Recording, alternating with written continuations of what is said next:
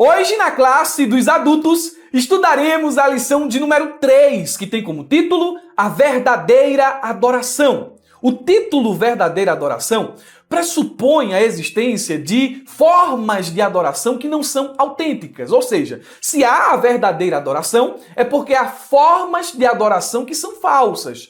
Portanto, nem toda prática religiosa ou expressão de fé, de fato, são aceitas por Deus. A verdadeira adoração é aquela que corresponde aos critérios estabelecidos pelo Senhor, que está centrada em Sua palavra e é realizada de forma sincera. Ao sugerir esta distinção entre verdadeira adoração e adorações falsas, no plural, porque são muitas as formas de adoração falsa, o título nos convida a uma reflexão, o que torna uma adoração genuína aos olhos de Deus. Vamos responder esta pergunta tendo como fundamento o Evangelho segundo João, seu capítulo de número 4, e a explicação e aplicação dos pontos e subpontos que estão na lição. Portanto, meus irmãos, os objetivos específicos são esclarecer aos alunos o diálogo de Jesus com a mulher samaritana, é uma forma de contextualizar o assunto. Em segundo lugar, fazer com que os alunos compreendam que a verdadeira adoração é um ato de rendição total a Deus, aqui vai ser algo mais conceitual. E, por fim, de forma aplicativa, integrar princípios da adoração bíblica à vida de serviço e entrega a Deus. Direto ao assunto, com muito conteúdo, o nosso texto áureo nos diz: Deus é espírito, e importa que os que o adorem em espírito e em verdade. Evangelho segundo João, capítulo 4, versículo 24. Comparando traduções, sem muitas distinções marcantes, o texto da versão NVI diz: Deus é espírito, e por isso os que o adoram devem adorá-lo em espírito e em verdade. A Bíblia de Estudo Pentecostal, do Donald Stamps, na sua página 1578, diz o seguinte: Jesus ensina várias coisas neste versículo, especificamente aqui o versículo 24. Em primeiro lugar, em espírito, indica o nível em que ocorre a adoração verdadeira. Olha que coisa interessante. Devemos comparecer diante de Deus com total sinceridade e no espírito ou disposição de ânimo dirigido pela vida e atividade do Espírito Santo.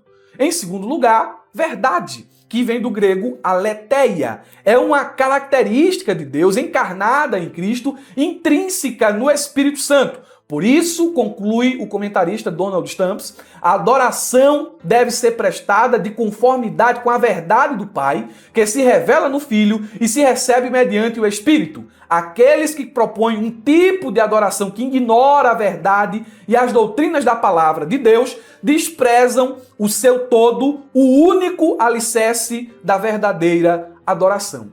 Eu também deixei aqui para os irmãos, dentro do texto áureo, um fluxograma do versículo 23 e 24. O fluxograma diz: mas a hora vem e já chegou. São palavras que estão registradas no versículo 23. E embaixo dessas palavras eu coloquei no subsídio aqui: tempo escatológico inaugurado por Cristo. É aquela tensão do já e ainda não. Mas a hora vem, mas já chegou. Aí ele diz em que os verdadeiros adoradores adorarão o Pai. A ação principal desta oração é adorar, em espírito e em verdade, maneira dupla, interior e fidelidade à revelação. Aí o texto bíblico nos diz porque são esses que o Pai procura para seus adoradores. Aqui nós temos a razão teológica, Deus tomando a iniciativa e buscando pessoas assim. Deus é espírito. E aqui há uma divergência entre os comentaristas, entre os teólogos, sobre essa afirmação, Deus é espírito. Porém, eu coloquei aqui aquilo que achei mais fidedigno ao texto. Fundamento ontológico, sua natureza exige esse tipo de adoração, porque Deus é espírito, aí o versículo diz, e é necessário que os seus adoradores o adorem em espírito e em verdade. Aqui é um mandato essencial. A adoração aceitável, ela está vinculada à natureza de Deus.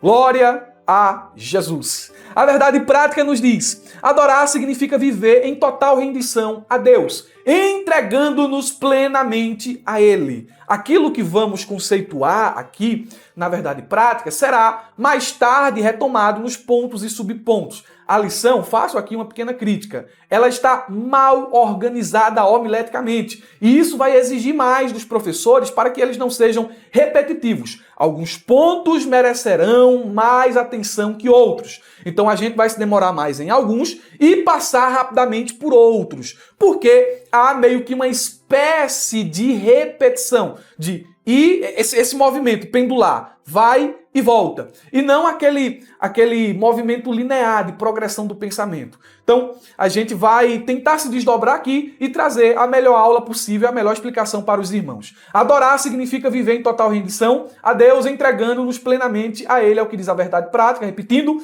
e agora conceituando. O conceito de adoração apresentado na verdade prática rompe com a ideia de que essa prática se resume a atos litúrgicos ou a momentos religiosos específicos. Tem gente que vive a vida de adoração confinada a um local específico, ou então mediante práticas rigorosas de uma liturgia. Em vez disso, a verdade prática aqui propõe uma compreensão mais profunda e abrangente, na qual adorar significa viver em rendição plena a Deus. Essa rendição não se limita a gestos simbólicos, mas envolve uma disposição contínua de se submeter à própria vontade, à vontade divina. Então, nesse sentido, a adoração se expressa em uma vida orientada por Deus em todas as suas dimensões. Nas escolhas. Minhas escolhas são uma forma de adorar a Deus. Nos relacionamentos. Meus relacionamentos são uma forma de adorar a Deus. No trabalho. Meu trabalho é uma forma de adorar a Deus. Tem gente que pensa que o culto, a adoração só é prestada no momento do que está acontecendo ali no templo. De jeito nenhum. Escolhas, relacionamentos, trabalhos, prioridades diárias, tudo isso são formas de eu e você adorarmos a Deus. É uma existência marcada pela fidelidade e pela obediência que corresponde ou que responde de forma concreta à realidade de quem Deus é e reconhecendo sua autoridade e santidade de maneira integral e constante. Um texto bíblico que fundamenta a verdade apresentada aqui nesse ponto está em Romanos capítulo 12, versículo de número 1, quando ele diz assim: portanto, irmãos, rogo-lhes, pelas misericórdias de Deus, que se ofereçam. Essa expressão oferecer aqui, sacrifício e tudo mais, aponta para a forma levítica de se aproximar, de adorar, de servir a Deus. Só que essa expressão ofereçam, ela é interessante. Se coloque a uma distância, que é uma linguagem metafórica, obviamente, se coloque a uma distância em que a mão de Deus possa lhe alcançar. A distância de um braço. Não é? Distância desse movimento para eu lhe alcançar. Tudo que você tem, tudo que você é, coloque diante do altar. Um sacrifício vivo, uma entrega completa, santa e agradável a Deus. Aí ele vai dizer assim: este é o culto, e a palavra para culto aqui é latreia, é uma das palavras que definem a adoração no Novo Testamento. É que este é o vosso culto, latreia, racional de vocês. Isso aqui é fantástico. Tudo que temos, tudo que somos, de forma integral, devem ser oferecidos a Deus como um ato de adoração. Vamos à exposição dos pontos e subpontos. Eu quero pedir aos meus irmãos do YouTube, vocês já estão cansados disso, né? Mas eu vou repetir. Preste atenção, não pula não, pelo amor de Deus.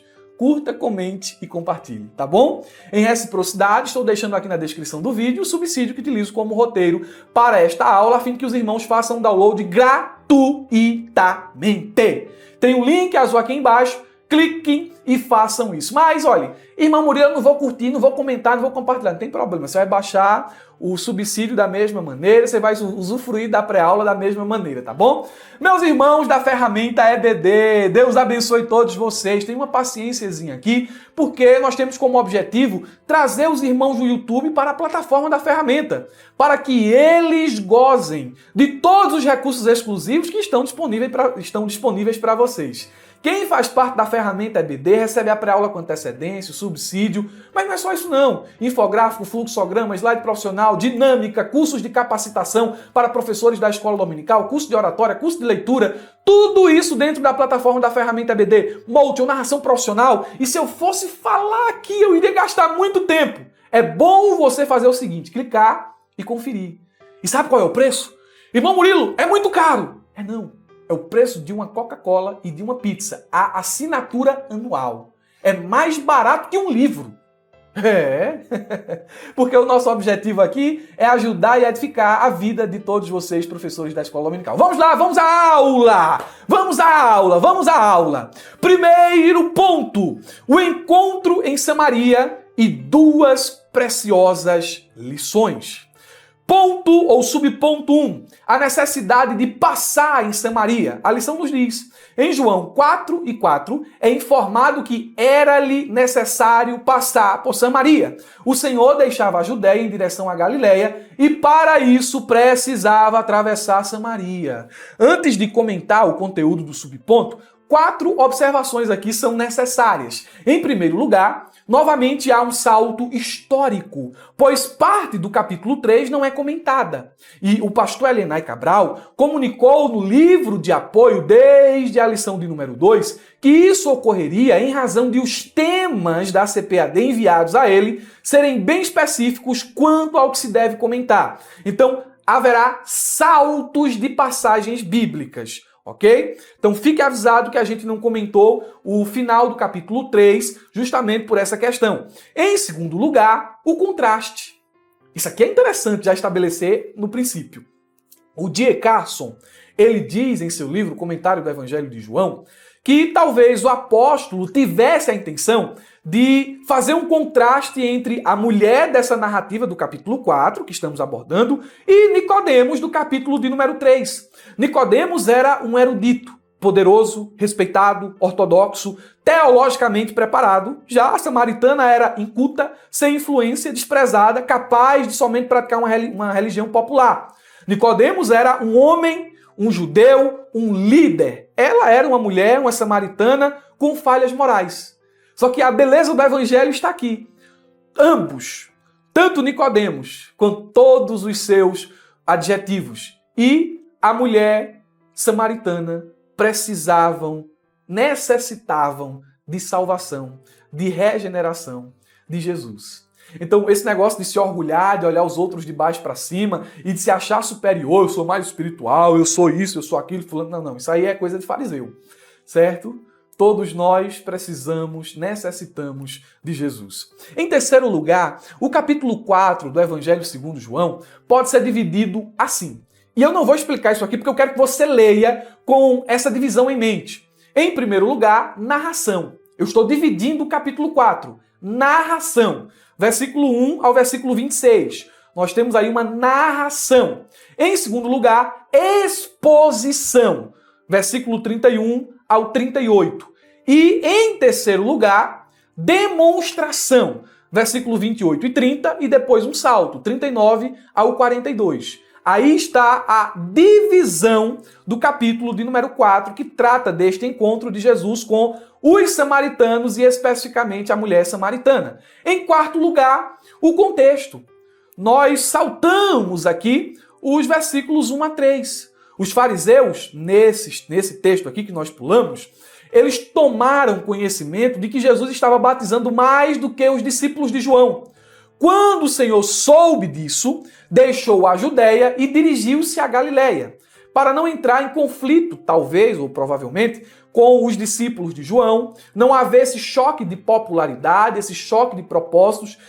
Jesus ele deixa a região da Judéia e vai para a Galileia. 3 pontos aqui se destacam. Primeiro, os fariseus são apresentados como representantes da oposição judaica a Jesus, sendo o único grupo hostil mencionado nominalmente no Evangelho de João, enquanto saduceus e herodianos permanecem ausentes. Em segundo lugar, o texto não sugere qualquer conhecimento sobrenatural por parte de Jesus.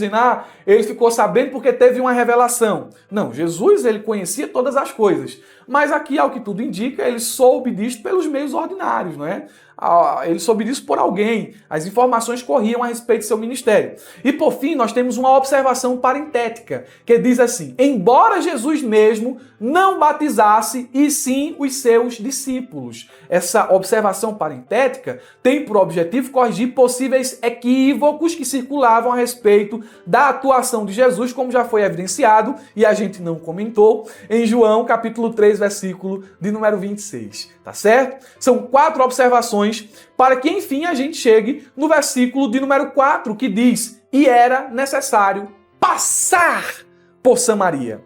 Ele estava se deslocando da Judéia para a Galileia. E em um aspecto geográfico, era necessário que ele atravessasse Samaria a fim de encurtar o caminho.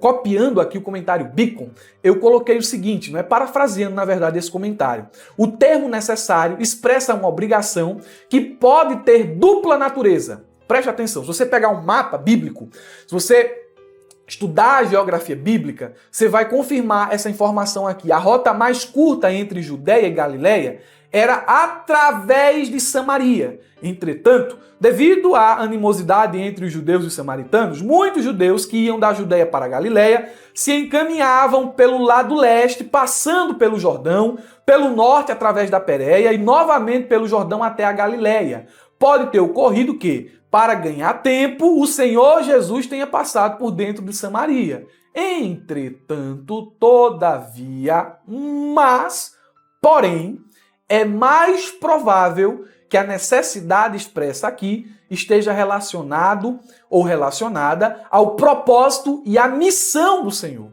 Como assim? Samaria, e especialmente a mulher samaritana, precisavam de Jesus. Não foi um acaso, foi um encontro marcado pela providência. Vocês entenderam, né? Era necessário passar por Samaria. Às vezes o pessoal utiliza essa expressão como para designar algo ruim. Tá num lugar e não tá gostando do lugar e diz assim: é necessário passar por Samaria. Aí pra lá com isso. Aí pra lá com esse negócio. Aí não tem nada que ver com a Bíblia, né? O sentido aqui ou era encurtar o caminho, ou então era justamente, e eu creio assim, ter esse encontro especial com os samaritanos e sobretudo com a mulher samaritana. Um encontro marcado não pelo acaso, mas pela providência. Em segundo lugar, o subponto 2 diz: a necessidade do ser humano. A lição nos fala: o encontro entre Jesus e a mulher samaritana não foi um simples acaso. Ele encontrava-se sentado à beira da fonte de Jacó, à hora sexta, durante o calor do meio-dia. A mulher samaritana dirigiu-se à fonte para colher água. Pronto, muito bem. Para colher água, momento em que cruzou com Jesus e ouviu um pedido do amado mestre: dai-me de beber. Em resposta ao pedido de Jesus, ela iniciou uma conversa com o divino mestre, até que este lhe propôs uma água que se tornaria nela uma fonte de água a jorrar a vida eterna. Quais são os pontos importantes aqui? Já que esse subponto ele condensa uma grande parte de toda a narrativa do capítulo 4. Primeiro, a origem do povo samaritano. E a origem das dissensões, das discussões e aí por diante. É uma forma de contextualizar. Os samaritanos, eles foram o povo da divisão. Vocês lembram que quando Salomão morreu e Roboão assumiu o trono, houve um cisma. Jeroboão primeiro e Roboão dividiram o reino. E 10 tribos foram para o norte, 10 tribos ficaram no sul. Ao norte, deram a capital lá, das tribos que foram para lá, o povo de Israel para lá, deram o nome da capital de Samaria. E o pessoal que ficou no sul, o pessoal de Judá. Os samaritanos, o pessoal do norte, foi destruído em 722 pela Assíria. Estou encurtando aqui a história. Os assírios foram lá, acabaram com tudo. Todos os reis que passaram pela Assíria foram reis perversos, reis apóstatas, reis maus. E em 722 o reino caiu. Quando o reino caiu, todos os ricos foram deportados. E gente de outras nações foi colocada lá em Samaria. E os judeus que lá ficaram se misturaram com esses povos. Houve uma miscigenação. E esse povo se misturou, já não representava mais o povo judeu puro de sangue, começou a apostatar na fé e gerou toda essa controvérsia. Quando mais na frente o reino de Judá caiu pelos babilônios e Deus, depois de 70 anos de prensa ali, de castigo, permitiu que Esdras e Neemias retornassem para a reconstrução dos muros e, consequentemente, do templo, Zorobabel, esse período ali, os samaritanos tentaram ajudar, mas os servos de Deus não aceitaram a ajuda dos samaritanos pela apostasia deles. Aí, meu amigo, o clima foi só esquentando, ao ponto que os samaritanos construíram um templo concorrente no Monte Gerizim. Mas esse templo mais tarde foi destruído por João Hircano. Mas mesmo assim, havia toda uma rixa, toda uma prática. As mulheres samaritanas, elas eram muito mal vistas. O D. Carson, ele diz que na Mishnah, ele cita até o endereço, não é? O endereço para você achar essa referência. O D. Carson diz que havia entre os judeus o ditado, o conhecimento popularizado de que as mulheres samaritanas, elas menstruavam desde o berço. Então, desde o berço, elas eram impuras. Olha até que ponto ia, não é? Os judeus, eles eram ensinados, ainda crianças, a virarem as mãos para a direção de Samaria e amaldiçoar os samaritanos.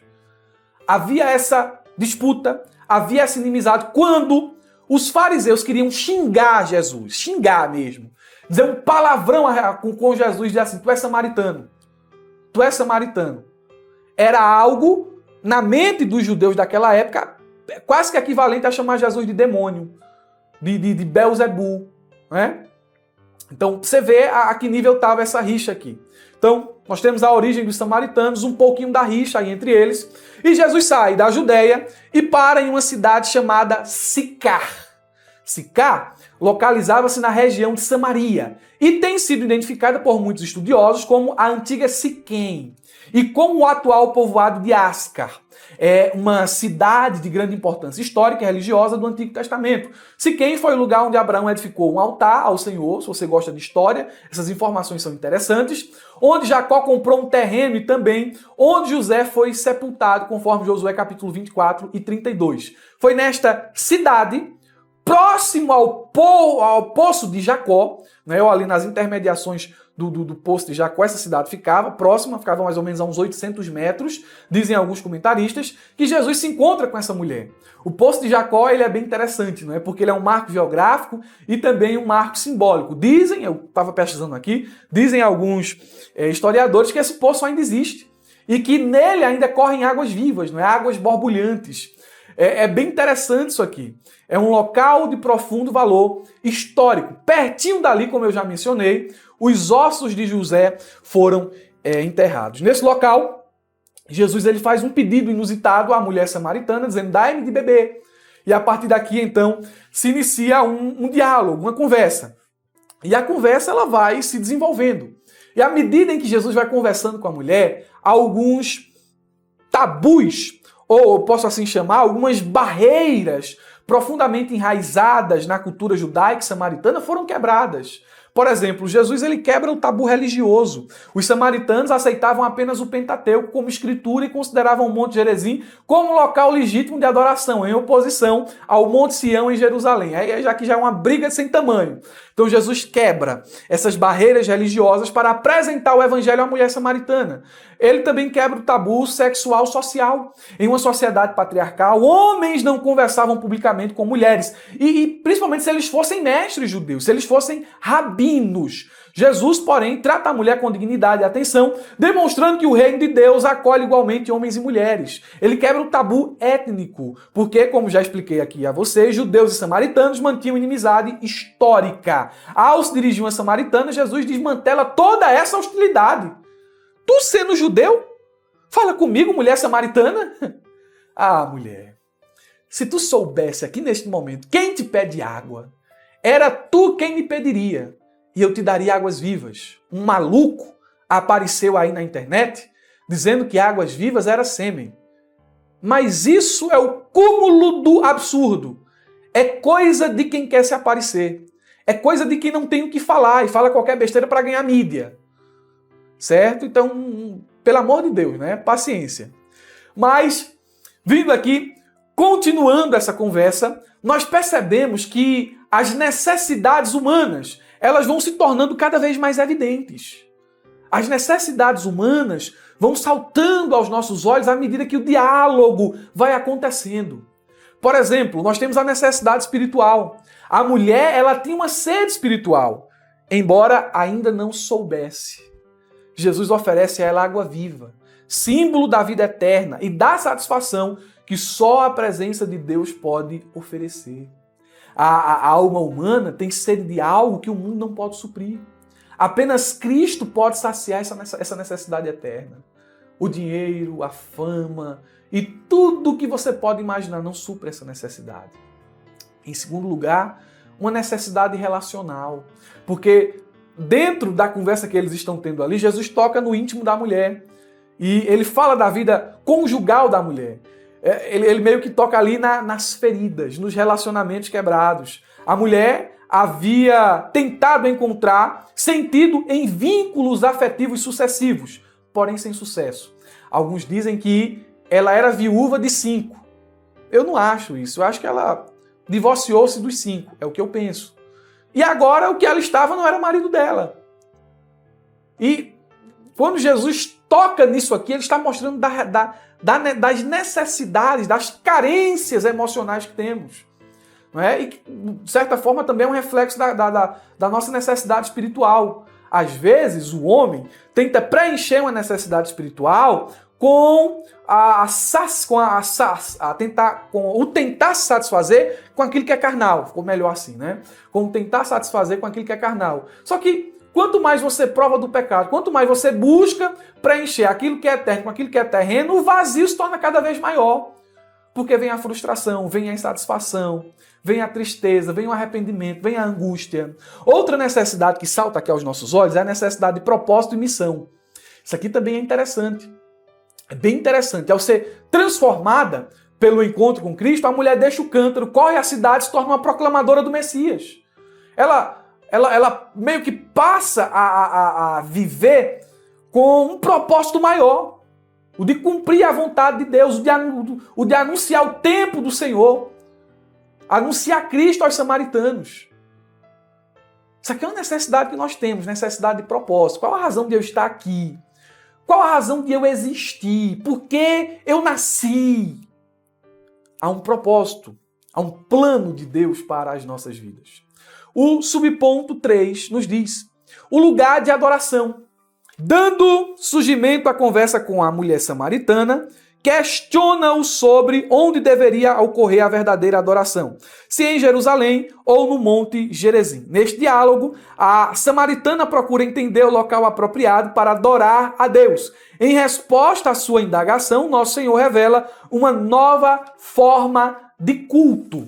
Vamos ler o texto bíblico? O texto bíblico diz assim: a mulher então lhe disse: agora sei que o Senhor é profeta. Depois que Jesus tocou nas feridas dela, e depois que Jesus foi aonde ninguém tinha ido antes, revelou profundo a intimidade da vida da mulher, ela diz assim: tu és profeta, não é? E provavelmente ela possa estar querendo dizer com isso que Jesus era ou um profeta nos moldes dos profetas do Antigo Testamento, ou então um tzedek. Eu acho que é assim que cita a palavra hebraica. Depois os irmãos aí podem me corrigir nos comentários, não é? Mas era uma espécie de Messias esperado pelos samaritanos, o profeta, como Moisés. Vejo que tu és profeta.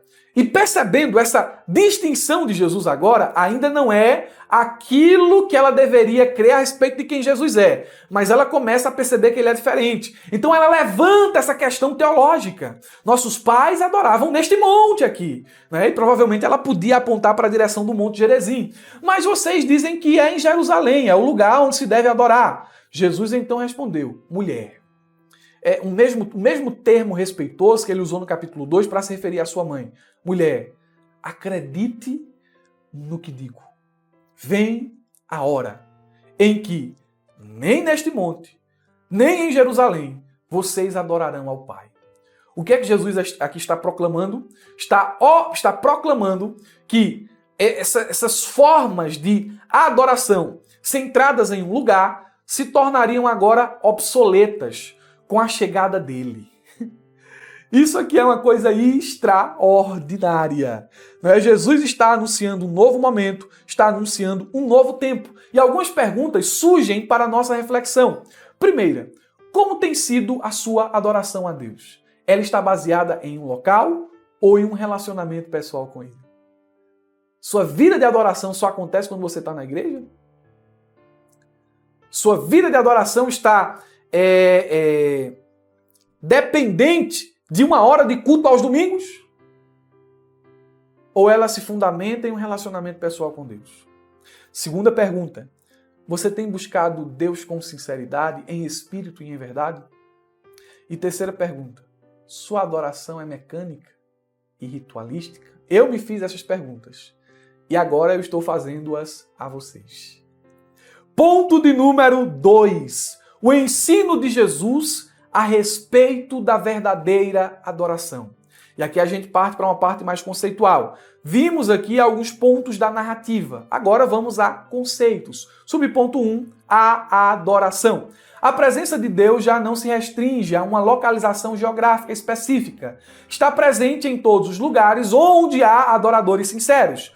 Mais do que uma adoração formal e ritualística, a verdadeira adoração tem essencialmente um caráter espiritual. Deus é espírito e é necessário que os que o adoram o façam em espírito e em verdade. Eu vou reler o texto aqui para fins didáticos. Mas vem a hora, versículo 23, e já chegou, em que os verdadeiros adoradores adorarão o Pai em espírito e em verdade, porque são esses que o Pai procura para seus adoradores. Deus é espírito e é necessário que os seus adoradores o adorem em espírito e em verdade.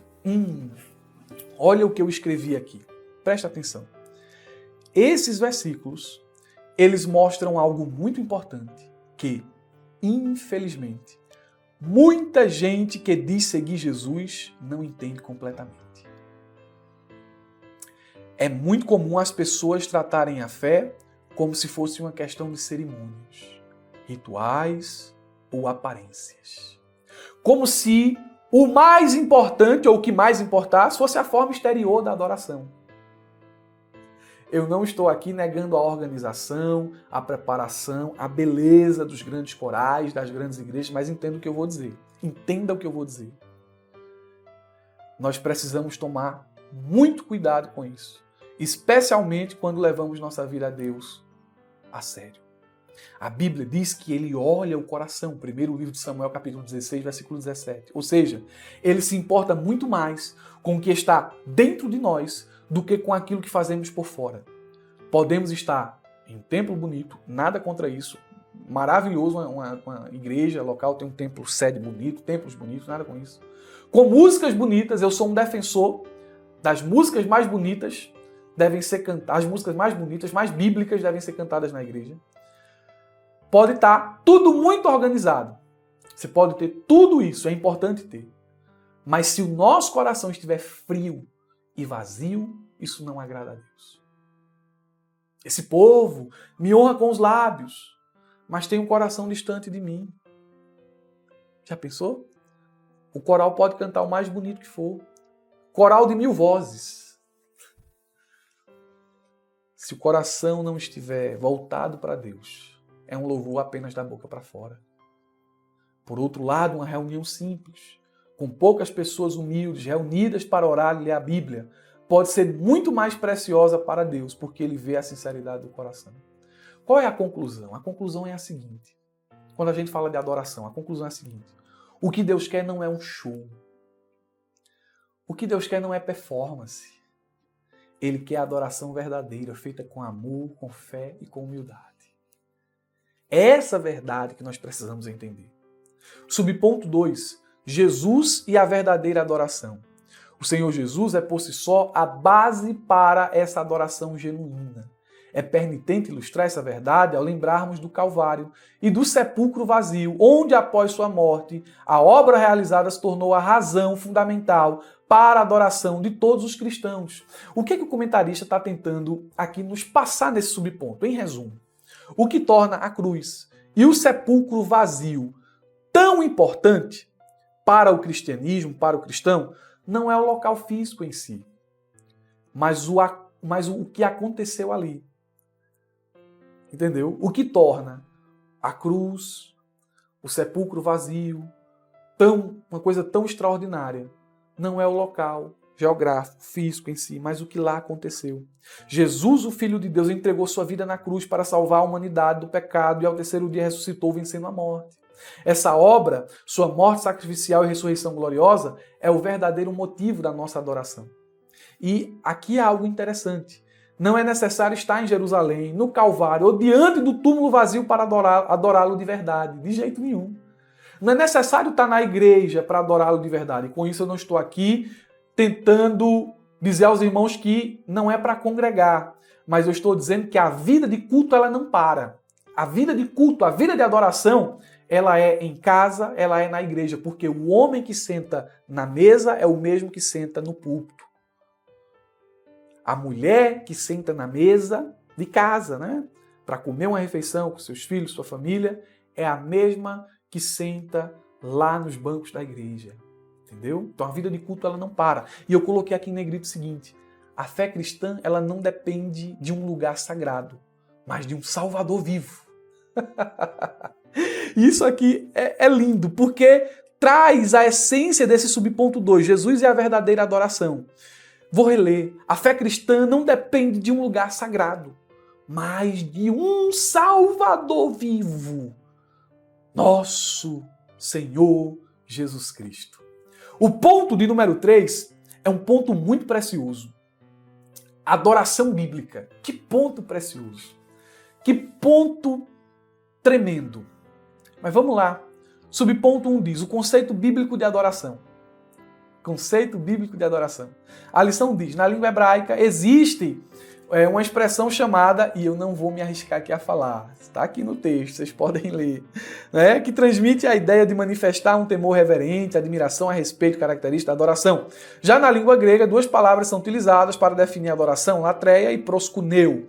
E nós temos aqui as definições desta palavra. Sobre conceito de adoração, eu coloquei palavras-chave aqui no subsídio, tanto no hebraico como no grego. Temos aí a primeira expressão. Significa curvar-se ou prostrar-se. É a principal palavra usada no Antigo Testamento para expressar a ideia de adoração, frequentemente relacionada a uma atitude de submissão a Deus. Temos aí a segunda palavra que o comentarista usou. Ela é uma forma reflexiva da primeira, com o mesmo sentido de prostração ou reverência. Temos essa outra palavra aí, que literalmente significa servir ou trabalhar.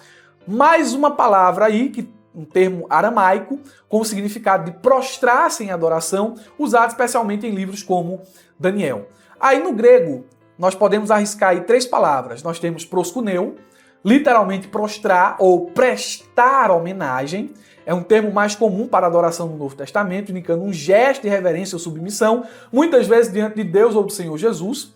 O termo latreu se refere a serviço sagrado ou a culto religioso, não é prestado exclusivamente a Deus. Sebomai significa reverenciar, com ênfase na atitude interna de respeito e temor diante de Deus. E temos uma quarta palavra grega aí, que é traduzida como religião ou devoção cerimonial.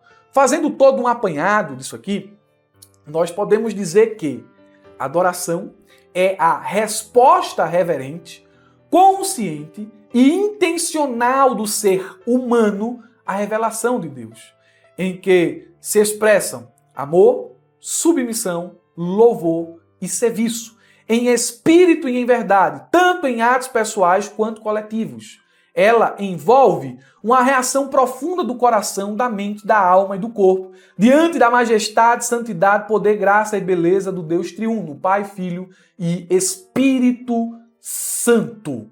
Essa revelação provoca no homem uma resposta de reconhecimento, temor, gratidão e entrega. Martinho Lutero já dizia: conhecer a Deus é adorá-lo. A verdadeira adoração, portanto, não é uma opção, mas uma consequência natural de um coração transformado. E ela envolve alguns elementos fundamentais. Em primeiro lugar, revelação e resposta. Deus se dá a conhecer e o homem responde. Atos físicos e espirituais, inclinação, ajoelhamento, prostração, mas também oração, louvor, confissão, meditação e serviço. Ela acontece tanto na dimensão pessoal, como uma prática individual, como comunitária, algo coletivo. Na adoração está presente santidade, arrependimento e entrega, porque o adorador deve apresentar-se a Deus com sinceridade, pureza e consagração. Ela é cristocêntrica, porque é centrada na pessoa de Jesus, que é digno de adoração. E o Espírito Santo é quem nos capacita à verdadeira adoração. O subponto 2 diz, adoração como ato de rendição. Olha que coisa fantástica. O conceito fundamental da palavra adorar, proskuneo, no Novo Testamento remete originalmente à noção de beijar, associado ao ato de dobrar os joelhos ou prostrar-se com a testa no chão ou sobre os pés da pessoa a quem se está submisso. A essência da adoração bíblica começa com essa rendição total. No Antigo Testamento, nós temos aquela primeira expressão em hebraico, não é? Que é amplamente usada lá e significa literalmente também prostrar-se. Uma postura corporal que expressa humilhação voluntária e submissão absoluta diante da majestade divina. E nós temos aqui alguns exemplos. Eu vou citar aqui o exemplo de Abraão e o exemplo de Isaac. Aquilo ali era uma rendição total à entrega de Deus. Quando ele disse assim, olha, eu e o moço vamos subir, vamos adorar e depois retornaremos. O que era adorar ali para Abraão? Era entregar o melhor que ele tinha a Deus, sacrificar seu filho Isaac. O que era adorar ali para Isaac? Era se submeter completamente à vontade de Deus. Então a gente vai subir e a gente vai adorar. Rendição completa. Rendição total a Deus e à sua vontade. Coisa extraordinária, não é, irmãos? Aqui é um dos muitos exemplos bíblicos, não é? A adoração aparece aqui também como ato de serviço a Deus no subponto 3. O serviço a Deus está profundamente associado à adoração. E um aspecto fundamental é esse entendimento de que adorar é servir. A gente pensa que adorar é só cantar. A gente pensa que adorar é dizer glória a Deus, aleluia, também. Mas principalmente, e sobretudo com fundamentação bíblica ampla, adorar é servir. Adorar é servir. E esse serviço, ele deve ser prestado em fidelidade. O serviço em fidelidade torna-se apenas uma aparência de piedade. Deus se agrada daqueles que servem com perseverança e integridade. Eu devo prestar um serviço como forma de adoração a Deus em fidelidade, perseverando e sendo íntegro. Esse serviço deve ser feito com um coração sincero. Deus rejeita o serviço que parte de um coração dividido ou hipócrita. Então ele deve ser prestado em fidelidade, em sinceridade e ao gosto de Deus. É um serviço prestado ao gosto de Deus. Latreia e latreu, não é? São expressões para adoração, indicam justamente isso, um serviço prestado ao gosto do Senhor. Porque tem serviço que é prestado que Deus diz assim, gostei disso não. É isso aí não. De jeito nenhum. Tem serviço que é prestado que Deus diz, eu me agrado disso aqui. Eu gostei disso. Então, adorar é prestar um serviço que agrada a Deus. Deus pode olhar assim e dizer, eu estou me agradando disso aqui, meu servo. Estou me agradando disso aqui, minha serva. E por fim, meus irmãos, eu tenho aqui o subponto 4, que é uma coisa também muito, muito interessante se comentar, uma experiência interior de adoração. A lição diz, sentimos uma necessidade profunda de adorar a Deus, conforme lembrado no Salmo 42. A minha alma tem sede de Deus, do Deus vivo. Quando entrarei e me apresentarei ante a face de Deus. E eu escrevi aqui o seguinte, adorar é dessedentar a alma. Nossa alma tem sede de Deus. E quando adoramos, nós dessedentamos a nossa alma. É permitir que o coração, com todas as suas marcas, desejos, dúvidas e esperanças, seja colocado nu na presença do Senhor. Não se trata de recitar fórmulas ou repetir expressões, mas expor o íntimo. Se derramar diante de Deus. É isso que o Salmo nos mostra. Não há máscaras, não há encenação. Há sede, há clamor, há memória e saudade da presença manifesta de Deus. Ele diz como um servo, anseia pelas águas, assim suspira a minha alma por ti, ó Deus. Esse é o grito de quem não consegue mais se satisfazer com nada que não seja Deus. A alma sente sede, mas não de alívio emocional, sede do Deus vivo, sede de comunhão real, sede de intimidade. E é nesse desespero santo que o salmista adora, com louvores exuberantes, com suspiros, lágrimas e confissões. Glória a Deus, eu tenho sede de ti, quero te adorar. Isso não é para mostrar a ninguém que eu sou espiritual. Não, é porque nasce aqui de dentro. Eu quero te adorar. Não há nada melhor que isso. Tem até um hino, né? Que diz assim: quem já pisou no Santo dos Santos em outro lugar não sabe viver. Olha, irmãos, que negócio tremendo, não é? Nossa alma tem sede de Deus e ela é dessedentada na adoração. Deus abençoe. Nós tocamos aqui em alguns aspectos do que é a verdadeira adoração, à medida em que narramos aqui, de forma muito resumida, o encontro de Jesus com a mulher samaritana. Há aspectos dessa história que não serão aqui comentados, principalmente o fato de a mulher se tornar uma missionária lá em Samaria, o fato dos samaritanos verem quem é Jesus e aí por diante. Porque lembre-se, o título da lição é A Verdadeira Adoração. Eu desejo a todos uma ótima aula de escola bíblica dominical e olha para mim aqui, não se esqueça, abra a jaula.